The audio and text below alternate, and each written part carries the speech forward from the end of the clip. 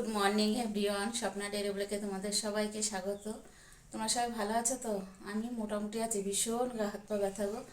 তো কালকে তো রান্নার ভিডিও তোমাদের দেখাতেই পারিনি। কালকে মানে ঘুরতে যাওয়ার ভিডিও দিয়েছি অল্প একটু গো। তারপরে আমার এনার্জি পুরো ফেল, এনার্জি আর ছিল না। লাস্টে বাড়ি ফেরার সময় যে তোমাদের সাথে ভিডিও করে দেখাবো, আমার আর সেই শক্তি ছিল না। খিদেতে, গাড়ির গ্যাস গন্ধে আমার পুরো শরীর অস্থির করে নিয়ে এসছে, যার জন্য কালকে ফেরার ভিডিওটা দিতে পারিনি। যাওয়ার সময় অল্প অল্প করে তোমাদের দেখিয়েছি।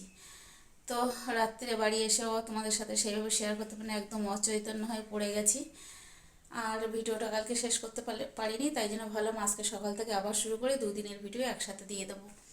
তো যাই হোক, ভিডিও শুরুতে একটু বকবক করে নিলাম। তো আমি স্বপ্না চলে এসেছি তোমাদের সামনে সকাল সকাল। আজকেও উঠেছি 5:30। যেহেতু কালকে একটু ভোরে ওঠা হয়েছে, সেই টাইমটার একটা ছিল, তো ওই টাইমটা এসছে। তো আজকেও ঘুম ভেঙে গেছে, তো আজকেও সকাল সকাল উঠে গেছি। এখন প্রায় 6টা বাজতে গেল।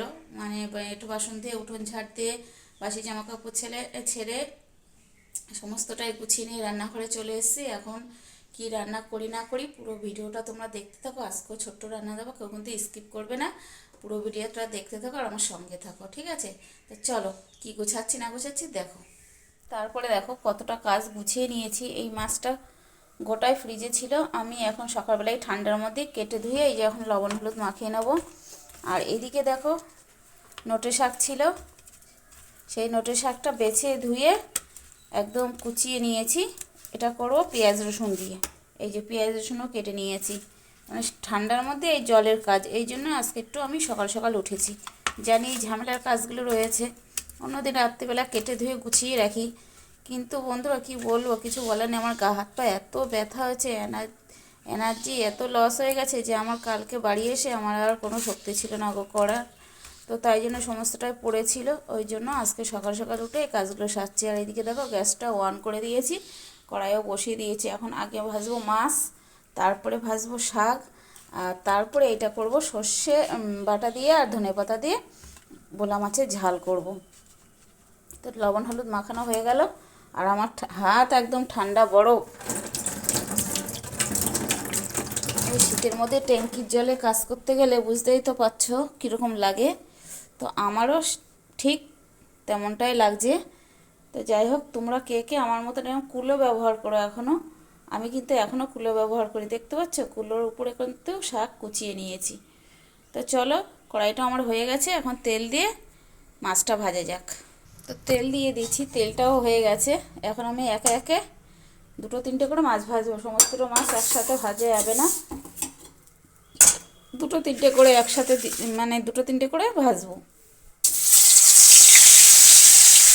দেখতে পাচ্ছ মাছগুলো আমার দেওয়া হয়ে যাচ্ছে কড়াইতে।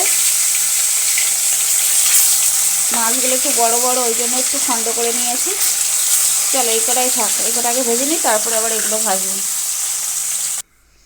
তারপরে দেখো মাছগুলো সুন্দর করে আমার ভাজা হয়ে গেছে, দেখতে পাচ্ছ। এখন আমি কড়াইতে তেল দিয়ে দিয়েছি, মানে শাক ভাজার জন্য। বুঝতে পারছো যে শাক ভাজবো এখন। তো এখন আমি দিয়ে দেবো, তেল গরম হয়ে গেছে, দিয়ে দেবো এই পেঁয়াজ রসুনগুলো, কেটে রাখা সেই পেঁয়াজ রসুন। সাথে দুটো কাঁচা লঙ্কাও দিয়ে দেবো। তো পেঁয়াজ রসুনটা একটু লাল লাল করে ভেজে নিই, তারপরে শাকগুলো দিয়ে দেবো, তারপরে কাঁচা লঙ্কা দিয়ে লবণ হলুদ দিয়ে ঢেকে দেবো। তো আমার শাকগুলো দেওয়া হয়ে গেছে, এখন আমি লবণ হলুদ দিয়েছি, দিয়ে যে এখন ঢেকে দেবো, নাড়াচাড়া দিয়ে ঢেকে দেবো। তারপরে দেখো ভাজাভুজির পাট আমার শেষ। এখন আমি কড়াইতে তেল দিয়ে দেবো। এখন করব ভোলা মাছের ঝাল। তোমরা কে কে আমার মতন এরকম ভোলা মাছের ঝাল করো জানাবে। তো আমি তেল দিয়ে দিলাম, এখন দিয়ে দেবো তেলের মধ্যে কালো জিরে ফোড়ন। এবার এদিকে দেখো সর্ষে আর লঙ্কা আমার বাটা হয়ে গেছে, সর্ষে আর লঙ্কা বেটে নিয়েছি। আর এদিকে মাছ ভাজাও কমপ্লিট, কড়াইতে তেল দিয়ে দিয়েছি। আর এখন কড়াইতে কালো জিরে ফোড়ন দিয়ে দেবো। তেলটা গরম হয়ে গেছিলো, তো দিয়ে দিলাম কালো জিরে ফোড়ন। কালো জিরেটা পুরো গেছে। এখন আমি দিয়ে দেবো মাছগুলো। এই যে মাছগুলো দিয়ে দিলাম। এখন দিয়ে দেবো সামান্য পরিমাণে জল।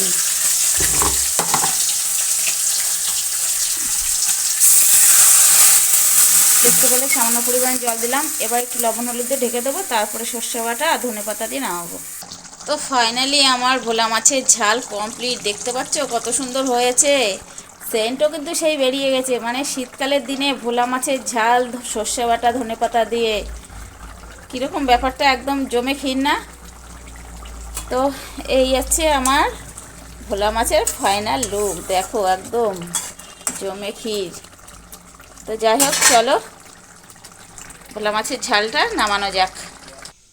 তো আজকে ফাইনালি আজকের মতো রান্না কমপ্লিট। তো দেখো কি কি রান্না করলাম। এই যে ডাঁটা শাক ভাজা, আর এই বিট ভাজা, আর একটু লাউ ঘন্ট কালকের ছিল, আর সাথে মাছ ভাজা আমার জন্য। আর এই যে সেই ভোলা মাছের ঝাল, শীতকালে ধনেপাতা দিয়ে ভোলা মাছের ঝাল।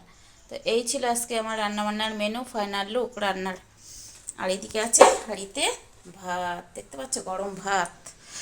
তো চলো তোমাদের সামনে একটু পরে আসছি। তো রান্নাবান্না হয়ে গেছে, ক্যামেরাটা ঘোলা হয়ে গেছে, রান্নার তেল মশলা ঝাঁজ উঠেছে, ক্যামেরাটা ঘোলা হয়ে গেছে। দাঁড়াও, তো অতটা পরিষ্কার করতে পারলাম না, ক্যামেরাটা খুব ঘোলা হয়ে গেছে। তেল ছিটেছে, মাছ ভেজেছি না, তেল ছিটেছে। আর জানলার তো আমার রোদ্দুর আসছে, দেখো আমার মুখে রোদ্দুর পড়ছে, রোদ্দুর এসে গেছে জানলার থেকে। তো যাই হোক, তো কি বলবো, উফ যে কি কষ্ট হচ্ছে আমার, মাজা ব্যথা, হাত পা ব্যথা, কালকে জার্নি করে, বাস জার্নি, বাবারে বাবা। মানে কি বলবো, কাজ কমপ্লিট তো কালকে হলোই না। আজকে মানে কি বলবো, দেরি আছে কাজ কমপ্লিট হওয়ার, আবারও একবার যেতে হবে। তো কালকের আজকের ভিডিওটা মিলে একসাথে একটা ভিডিও তৈরি করে দেবো। তো তোমরা একটু কষ্ট করে দেখে নিও, আর বেশি বকবক করবো না। ভালো লাগলে ভিডিওটা লাইক কমেন্ট শেয়ার করো, পারলে সাথে একটা স্টার দিও স্বপ্নাদির জন্য, ঠিক আছে? চারিদিকে ভাইরাল দিতে গোপটাঙ্গা স্বপ্নাদির জন্য একটা লাইক। তো চলো লাইক হয়ে যাক, দেখা হচ্ছে আগামীকাল নতুন আরেকটি ভিডিওর সাথে। তো চলো টাটা।